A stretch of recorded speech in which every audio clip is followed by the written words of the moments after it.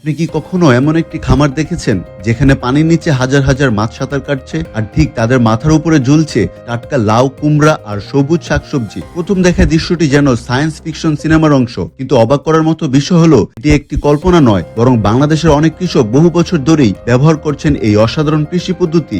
এই স্মার্ট খামার তৈরির জন্য প্রথমে খনন করা হয় একটি বড় পুকুর। এরপর পুকুরের চারপাশে লাগানো হয় লাউ, কুমড়া, শসা ও অন্যান্য লতানো সবজির চারা। সময়ের সঙ্গে সঙ্গে গাছগুলো বেড়ে ওঠে, পুরো পুকুরের উপর তৈরি হয় ঘন সবুজ একটি প্রাকৃতিক ছাউনি। এরপর শুরু হয় প্রকৃতির সবচেয়ে সুন্দর সমন্বয়। একদিকে পানির নিচে মাছ নিরাপদে বেড়ে উঠছে, অন্যদিকে ঠিক উপরে ঝুলতে থাকে বড় বড় তাজা সবজি।